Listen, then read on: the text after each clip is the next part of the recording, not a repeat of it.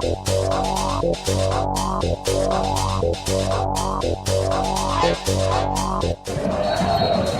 we are underway in the FA Cup. And a chance here, early chance. I've scored. 56 seconds on the clock.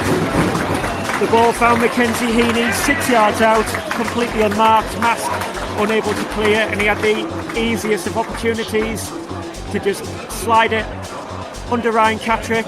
It's the perfect start for South Shields, and the home side are ahead inside 1 minute. Marske have it all to do now, and it's a bit of unfamiliar territory going behind early in the game. It'll be interesting to see how we react with limited options on the bench. Obviously a lot of injuries like we mentioned before the game. You can hear the South Shields fans, but it's a bit of a part of the atmosphere in the SEMA shed at the moment. So this is the third qualifying round of the Emirates FA Cup. Emirates.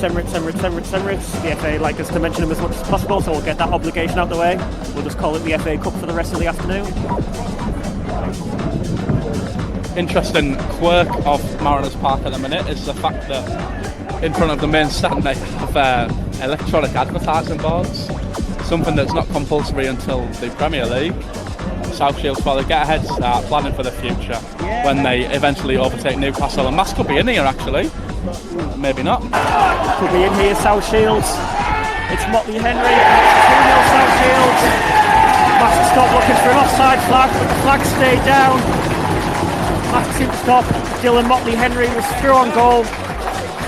I mean, you may think this is a bit of a bias from me and Martin, but we do like to try and stay as impartial as possible. Well, that was a mile offside there for me. Just to mention that Ryan Catterick is currently carrying an illness.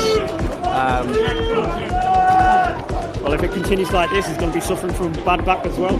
I don't like commentating on goals, not when it's the opposition. I don't like commentating when we're losing. Start waffling about the FA Cup again like we did at Rylands.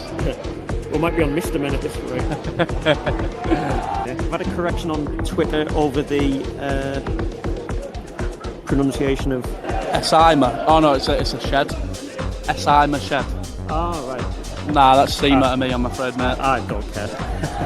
Motley Henry's in behind again. Great challenge there by Kev Burgess from behind. Just to force the Shields corner. How's the story? Oh yeah, sorry.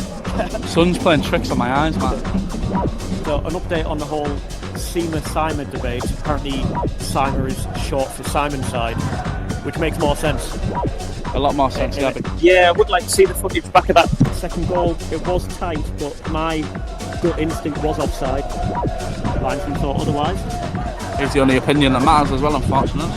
One of the few non-league grounds that actually boasts a concourse of sorts. The 1892 bar or whatever it was. A very pleasant place to have a drink. Just heard a song from the home support about the level of support for Marske United there.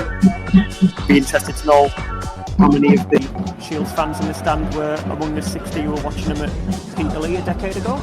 And here comes Motley Henry again through. Good save, Ryan Catterick, but the rebound is in. Motley Henry has scored again, and it's 3-0 to South Shields. And that is probably game over, unfortunately. Can we go home? Kieran Crossman vacates the press box temporarily. He says he's going home. I'll kill him if he does. Missed anything? Yeah, I haven't missed anything really. Almost a half chance for Marske, but not for Marske? Yeah. Did you sample any food here before the game, Kieran? Yeah, I did actually. I got cheeseburger and chips, it's alright. What are we rating it out of 10? See, the chips were really nice. A 9, but then the burger probably 7. So average 8. Yeah, we'll go for that. And it was only in Farnborough as well, to be fair, which is cracking value considering some of the prices that some clubs in this league charge. No. Getting a shout from Rich Umthank, who's just walking past the press box here. Kindly informs us that we have the wind in the second half. Oh well, that's a game changer.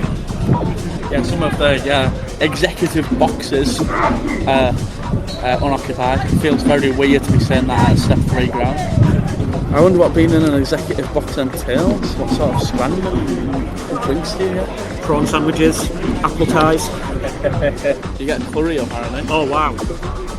Like being back at heaven. He finds the right centre half, Connor Smith. He might. Oh, great little turn. He does shoot. Oh, that is! What a finish by Connor Smith that is. Oh my God. What a goal by Connor Smith. It's his first goal since we beat Stockton in last season's playoff final. Beat me to that one there, Martin. There is hope. Not a lot, but a little bit. By Motley Henry shoots and it's 4-1. South Shields. Immediate response. And there goes that little bit of hope. No, we still have hope. He's just on the bench though. That was poor. Sorry, I'll show myself out at half time. There we go. That is the end of the first half. So, if we're not involved in that draw, at least we don't have to spend the afternoon listening to TalkSport. Or to give it its correct pronunciation, TalkSport. Crossman hasn't rejoined us yet for the second half. It's probably about 50-50 whether he actually does or not. Hello, Kieran. Hello. What do you think Carl will have been saying to the players in the dressing room? I dread to think, and I can't say. Martin, there was absolutely nothing to lose. No, this is the thing, it doesn't matter. Like, we could lose 1-1 now, it doesn't make any difference to our season. Who cares if they go and put 10 past us now? Well, I mean, I would care. Because I have to sit here and commentate on it. The gaps that have existed at the back, you wouldn't put it past them doing that. Because they've looked like scoring every time they go forward. See if the South Shields has it. Hunter scores to make it 5-1 to South Shields. Patrick receiving a lot of stick from the Shields fans behind the goal as he concedes his 5th goal of the game. Leave him alone, he's poorly. Leave him alone, he's depressed. As are we. And I really am lost for words, and that takes a lot for me to not know what to say about the situation. Yeah, the Shields fans just taunting the Marske fans at the minute, singing, "Can we play you every week?" Fortunately, football doesn't work like that, otherwise me and Martin would be two very depressed people. But Joey Hope is definitely the other man stripping off in the dugout, much to everyone's delight. No, I meant because he was stripping off. I see. I wasn't sure where you were going. No. A link back to the Radcliffe commentary when I said Curtis was stripping off and you told me I wasn't allowed to say that. We do double entendres here as well. How was Stockton getting on the Kellys? I have no idea. Kell might be able to shoot though, but no he can't. But Butterworth can, and it's fired straight at whoever's just fell to his knees. Hit him flush in the mush. Beatley wins that one. Oh no, and now it's Newton. Newton's in behind, skips past Kennedy, lays it off, and it's... Oh, he's missed! He's missed! Lewis Alessandro with an absolutely criminal miss to put that one wide of the mark. 3.5 minutes left of normal time. Still time for 4 goals. A little bit ambitious there, Martin. Didn't say they were all for Marske. See who's behind this one. Looks like it's going to be Rob Guilfoyle. Curtis Round's behind it as well, but you'd think from where this free kick is, it's just over 20 yards out. You've got to go for the goal from here.